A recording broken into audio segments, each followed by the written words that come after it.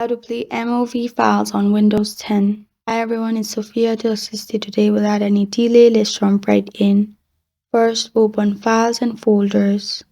In there, click anything like Downloads, Documents, Picture in where your MOV file is in. After you find your MOV file, right click on it and you'll find this kind of screen pop up. You'll find Open With option. Click on Play with Media Player. Anything will be played in this media player, also MOV.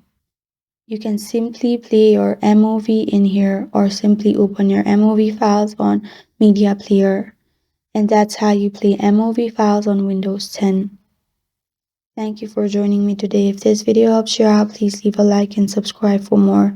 Got a question or want to suggest a topic? Comment below. I am Sophia signing off. Until next time.